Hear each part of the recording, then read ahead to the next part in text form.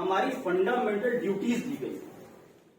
सबसे पहली fundamental duty ये कहती है कि इस देश के हर नागरिक को भारतीय संविधान के प्रावधानों का पालन करना है और उसको आगे बढ़ाना है।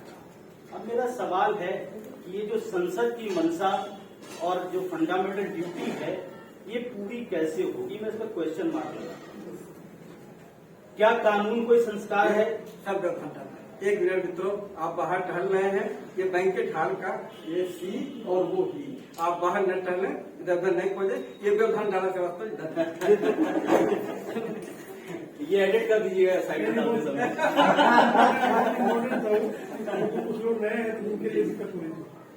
तो मैं ये क्वेश्चन मार्क लगाता हूं कि जो संसद की मंशा और संविधान का की जिम्मेदारी जो है, जो ड्यूटी है, वो कैसे पूरी होगी? क्या कानून या संविधान कोई संस्कार है जो मुझे परिवार से मिलेगा? क्या मैं माँ के पेट से सीख के पैदा होऊंगा? नहीं। ये सरकार की पहली जिम्मेदारी है कि हमको संविधान पढ़ाए, हमको कानून पढ़ाए, फिर हम सही उम्मीद करें कि हम लॉ अबाइडिंग सिटीजन बने और संविधान का पालन करें। अब सर कुछ कह रहे हैं? 100% सही है। अब भारत की आजादी के बाद हम सब जानते हैं कि 15 अगस्त 1947 को हम आजाद हुए, लेकिन हम आजाद नहीं हुए थे। दो बातें होती हैं, एक बातें जो हम कानून की भाषा में कहते हैं और एक बातें जो हम व्यवहारिक तौर पर कहते हैं।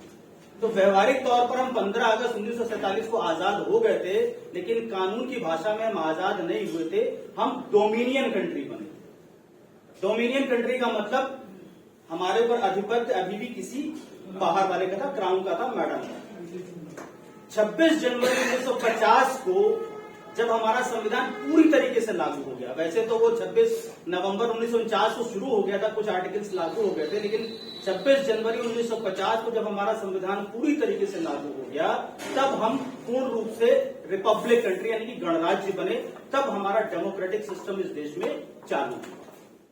और जब हमारा डेमोक्रेटिक सिस्टम बना तो इस डेमोक्रेटिक सिस्टम को चलाने के लिए कुछ कॉन्स्टिट्यूशनल अरेंजमेंट यानी कि संवैधानिक व्यवस्थाएं करी गई और कुछ संवैधानिक पद बनाए गए कि इन संवैधानिक पदों पर बैठ करके लोग इस देश की संवैधानिक व्यवस्था को चलाएंगे और इस देश के लोगों को जो चाहिए वो डिलीवर करेंगे।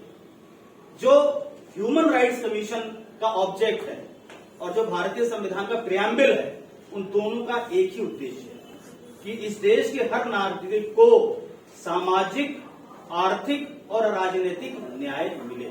यही कमोबेश उद्देश्य ह्यूमन राइट्स के कानून का भी है। बाकी व्याख्यान राणे साहब ने कर दिया, मैं उस पर नहीं जा रहा हूं। तो जब भारत का संविधान लागू हुआ तो इस देश में कुछ भी करने के लिए एक कानून है। हम अगर पैदा होते हैं, पैदा होने से लेकर के मरने तक हम कानूनों से घिरे हुए हैं। जब हम पैदा होते हैं तो हमें बर्थ सर्टिफिकेट भी एक कानून के अंतर्गत मिलता है। हम जो सांस लेते हैं वो भी, इसके लिए भी एनवायरमेंटल लॉ बनाया गया है। हम जो पानी पीते हैं, जो खाना खाते हैं, इन सब के लिए कानून है। हम पढ़ते हैं, सड़क पे चलते हैं, कोई काम करते हैं, कोई बिजनेस करते हैं, नौकरी करते हैं, हर चीज में लॉ है। और एक दिन जब हम मर जाते हैं तो मरते समय जो हमको सर्टिफिकेट मिलता है डेथ, वो भी एक कानून के अंतर्गत ही मिलता है। तो जो विषय इतना महत्वपूर्ण है, उस विषय को शिक्षा का रेगुलर पाठ्यक्रम क्यों नहीं बनाया गया? इसलिए नहीं बनाया गया कि अगर आप पढ़ लेंगे, कानून जान जाएंगे, तो जो नेताजी लोग अपनी मनमानी करती है वो कैसे करें? जो इनके पीछे भीड़ चलती है, जो युवाओं को जय जयकार करने के लिए अपने पीछे लश्कर चलाते हैं, वो लश्कर कैसे चलेगा अगर युवा समझदार हो जाएगा, युवा पढ़ लिख जाएगा? तो लिटरेसी रेट हमारे देश में वैसे ही कम है, और जब लिटरेसी कम है, जो हम लिटरेसी ही नहीं है, तो कानून की पढ़ाई को कोई मतलब ही नहीं बनता। और जैसे बहुत सारे लोग कहते हैं कि इस देश में अनएम्प्लॉयमेंट ज्यादा है। मेरी बात उल्टी है, हो सकता है आप लोग उस बात को न माने। मैं कहता हूं इस देश में अनएम्प्लॉयमेंट नहीं है, अनएम्प्लॉयबिलिटी ज्यादा है।